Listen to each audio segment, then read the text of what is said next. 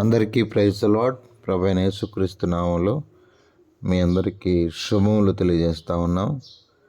ప్రియమైన వారులారా, బాగున్నారా? మరి ఈ భూమి మీద దేవుని కొరకు పని చేయడం ఎంత భాగ్యమో ఇప్పుడు మనం చదవబోయే లేఖ ద్వారా అర్థమవుతూ ఉంటుంది. నా ప్రియ స్నేహితులారా, అందరూ చక్కగా ప్రభులో వర్ధిల్లుతున్నారా? రండి, హగ్గయి గ్రంథం 2వ అధ్యాయం 4వ వచనాన్ని నేను చదువుతున్నాను. ధైర్యం తెచ్చుకొని పని జరిగించుడి, నేను మీకు తోడుగా ఉన్నాను. ధైర్యం తెచ్చుకొని పని జరిగించుడి, నేను మీతో కూడా ఉన్నాను. ప్రియమైన వారులారా, పని చేయాలి, దేవుని పని చేయాలి.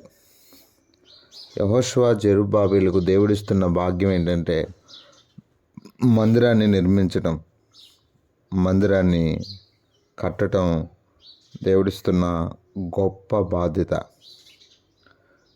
ఎంతోమంది మనము నెహెమ్యా, ఎజ్రా ఆ గ్రంథాలు చూస్తే ఎంతోమంది గేలు చేశారు. దేవుని మందిరం కడుతుంటే గేలు చేశారు. అంత మాత్రాన మనం దేవుని పని ఆపాలంటారా? కాబట్టి దేవుడు మనకు అప్పగించిన పని ఏదైతే ఉందో దాన్ని ఏం చేయాలి? మనం ముగించాలి. దేవుడు మనకిస్తున్న ఏ పనైనా కావచ్చు. యేసుక్రీస్తు ప్రభువారు ఒక చక్కని మాట చెప్తారు. యోహాను సువార్త, ఇది మనందరము కూడా యేసుక్రీస్తు అడుగుజాడల్లో వెళ్ళటం ఎంత మంచిదంటారు. అందుకే ఆయన చెప్పిన మాట ఏంటంటే 17వ అధ్యాయము 4వ వచనం, చేయుటకు నువ్వు నాకు ఇచ్చిన పని నేను సంపూర్ణంగా నెరవేర్చి భూమి మీద నిన్ను మహిమపరిచితిని. దేవుడు మనకు ఏ పని అయితే అప్పగించాడో ఆ పనిని సంపూర్ణం చేయాలి. అర్థమవుతుందా అండి?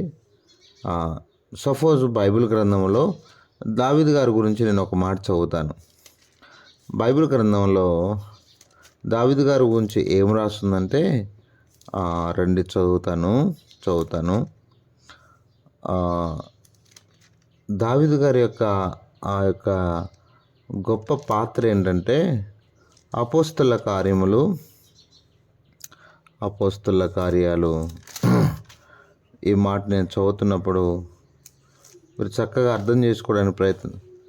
దావీదు గారు తన తరం వారికి సేవ చేసి నిద్రించెను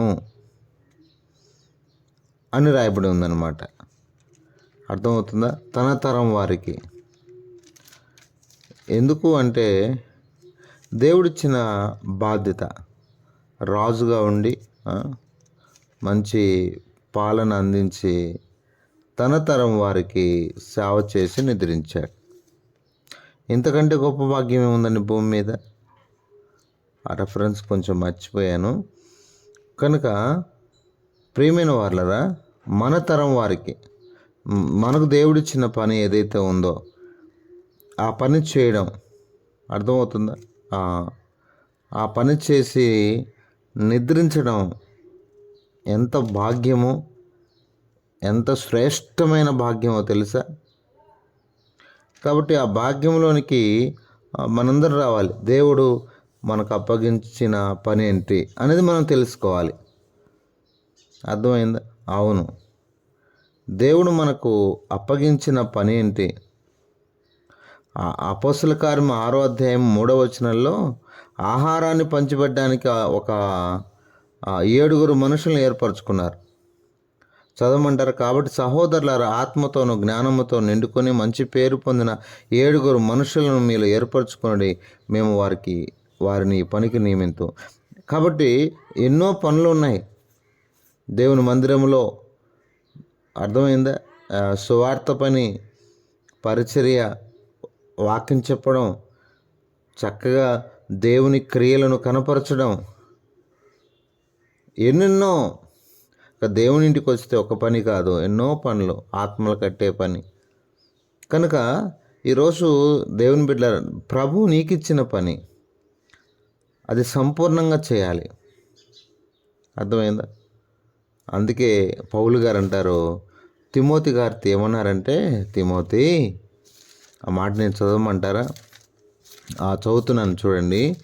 తిమోతి గారితో పౌలు గారు అన్న మాట 2వ పత్రికలో 4వ అధ్యాయము 5 వచనం నుండి, అయితే నీవు అన్ని విషయంలో మితముగా ఉండము, శ్రమపడము, సువార్థికుని పని చేయము, నీ పరిచర్య సంపూర్ణంగా జరిగించు. అర్థమైందా? సువార్థికుని పని చేయి, దేవుని మాటలు అందించు, అనేక మంది ప్రజలకు దేవుని మాటలు అందించు. కనుక ప్రియ స్నేహితులారా, మరి కొన్ని ఆటంకాలు వచ్చాయని, కొన్ని ఇబ్బందులు వచ్చాయని పని ఆప్ చేద్దామా?